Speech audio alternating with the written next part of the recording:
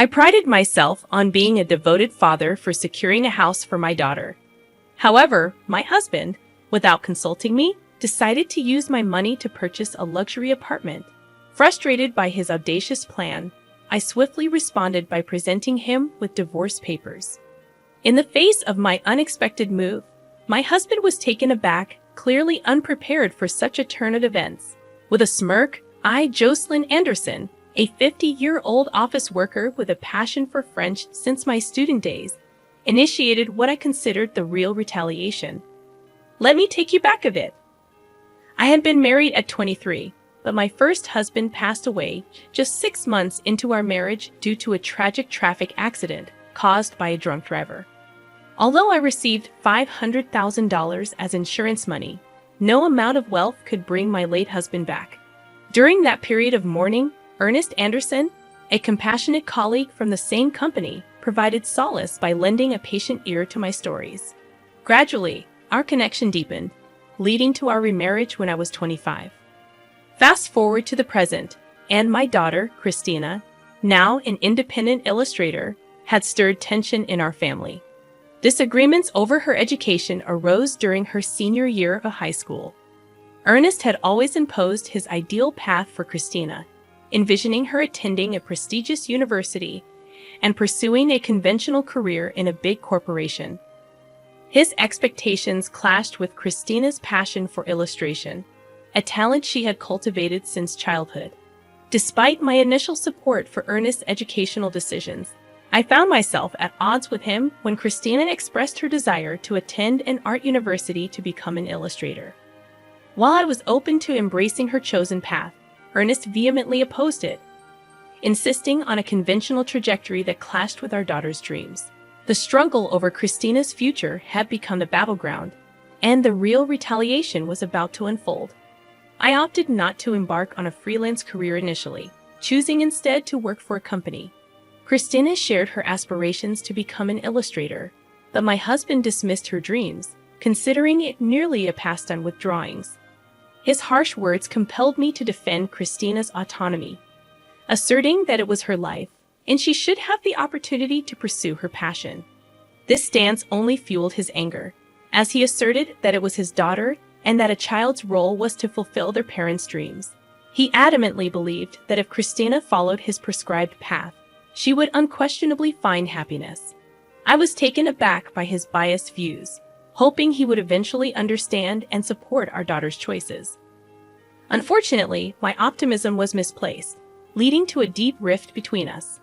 Despite my financial support for Christina's education and living expenses, Ernest remained dissatisfied, continually expressing his discontent. Even after Christina successfully gained admission to her preferred art university and secured a job as an illustrator, Ernest refused to acknowledge her achievements. His complaints persisted, questioning the worth of the money spent on tutoring and labeling her a failure. Christina, resilient in her pursuit, worked energetically, occasionally sacrificing weekends and sleep for her craft. However, Ernest's attitude towards her job remained unchanged. Moreover, he became harsher towards me for supporting Christina, criticizing everyday aspects of our household. Realizing this was his true nature, I found staying at home increasingly painful. Fortunately, our work roles in different departments at the same company spared me from daily confrontations. Yet, amidst this strained dynamic, Ernest surprisingly declared his intention to buy Christina a luxury apartment, citing her importance as his daughter. Despite his apparent disdain for her career choice, this sudden change in attitude raised suspicions, prompting me to question his motives.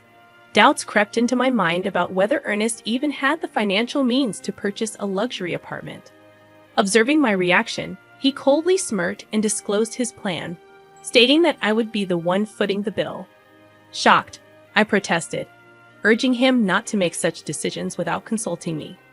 Angrily, Ernest snorted, revealing his knowledge of the $500,000 insurance money from my late husband, suggesting I use it to fund the apartment. He callously declared his intent to live there with Christina, emphasizing that both she and I were ultimately his possessions.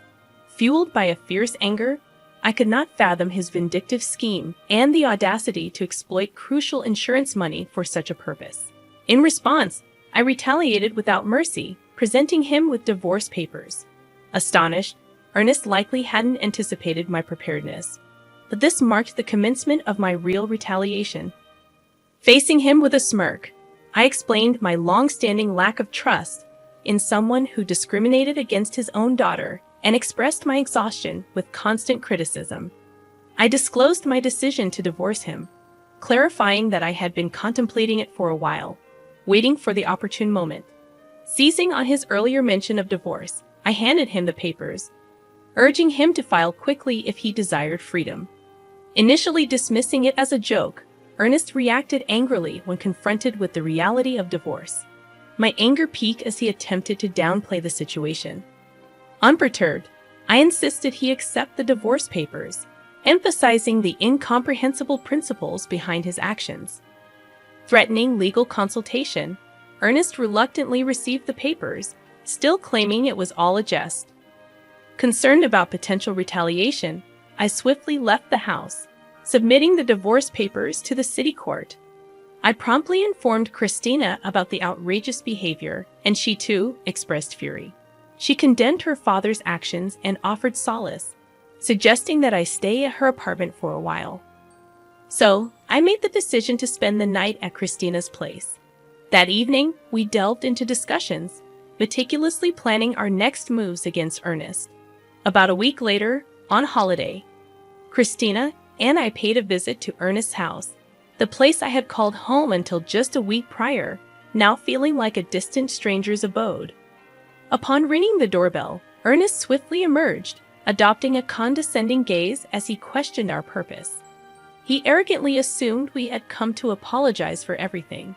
Despite the infuriating condescension, I suppressed my anger and spoke in a meek, apologetic tone, claiming that I had indeed come to apologize for my wrongdoings.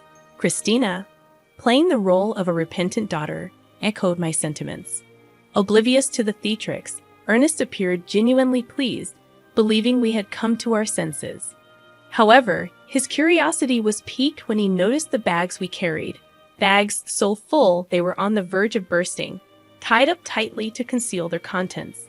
From one of the bags, I extracted a bundle of actual $10,000 bills. Expressing remorse for my actions, I offered him some of my late husband's insurance money, urging him to use it to live in the luxury apartment with Christina. I mentioned the $500,000 total and asked him to keep it safe.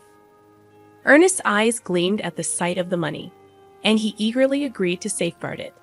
He led us into the house without hesitation.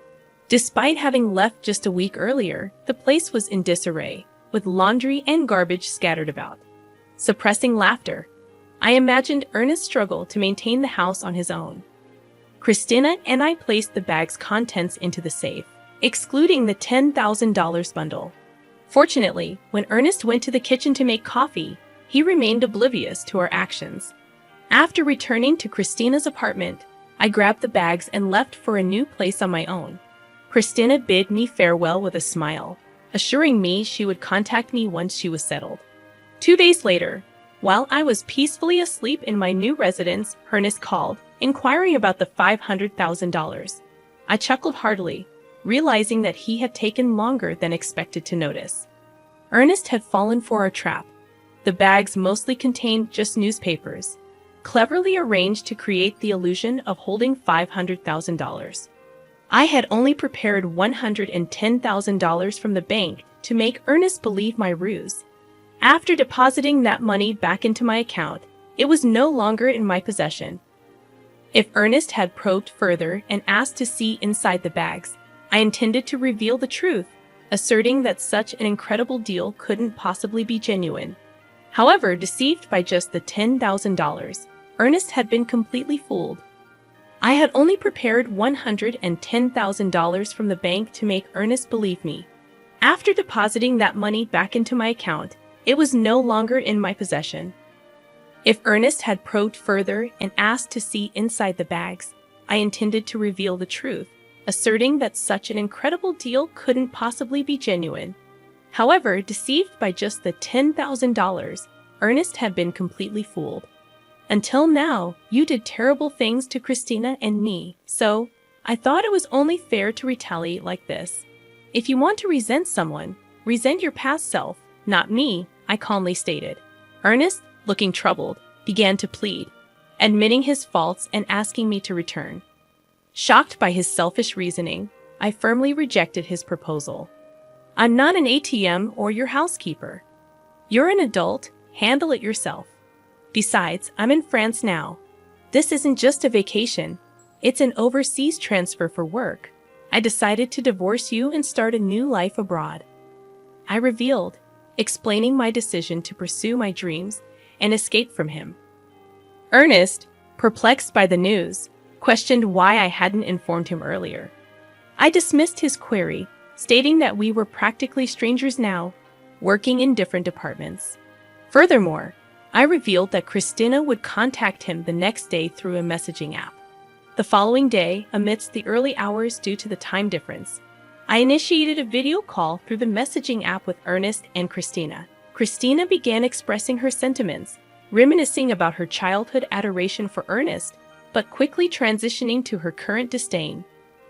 You completely dismissed my career choice. That's when I saw your true nature. You just wanted to control me. There was no love. Now, I hate you and never want to see you again. This call is the last time we'll speak. I'm cutting ties, Christina declared firmly, leaving Ernest visibly distressed. Unexpectedly calm, Ernest pleaded for her understanding, seemingly assuming Christina would always adore him. However, Christina remained resolute, urging him to reflect on his actions. She then informed him that she had moved, advising him not to attempt to locate her new address through investigators or any other means.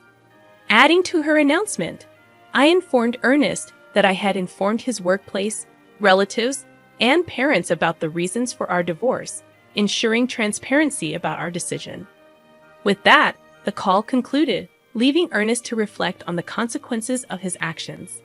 After ending the video call with Christina, I mirrored her actions, ignoring Ernest's pleading apologies. His remorse no longer held any significance to me. Christina expressed a sense of relief, feeling liberated after voicing her true feelings. Executing our plan brought a semblance of satisfaction, especially witnessing the impact it had on Ernest. In the aftermath, Ernest faced consequences at various fronts. He became uncomfortable at work and eventually resigned. Disowned by relatives and parents, he had to abandon the luxury apartment purchase. His disruptive actions even led to a scene at Christina's workplace, resulting in a ban for entering. Ernest's selfish choices resulted in a cascade of losses, and he retreated into a reclusive existence at home. Attempts to contact him for work-related matters were in vain. When a colleague finally visited his house, they encountered a disheveled Ernest with a wild beard, lifeless face, and a nauseating odor emanating from his abode. His once home had transformed into a ghostly garbage dump. Observing Ernest's miserable life, I couldn't help but think that he was reaping what he sowed. Meanwhile, I found happiness in my new life abroad, overcoming cultural barriers with careful communication and relishing the use of my French skills. The decision to transfer overseas proved to be a rewarding one. Christina, thriving in her career as an illustrator, had been entrusted with significant projects. In our phone conversations, she conveyed her satisfaction, emphasizing the joy of pursuing her passion. As a parent, witnessing my daughter shine in her chosen path brought immense gratification. Despite the challenges and adversities, both Christina and I emerged from the ordeal radiant and fulfilled in our respective lives. The journey, though tumultuous, affirmed that we had made the right choices, and the pursuit of our dreams had led to a brighter and more gratifying existence.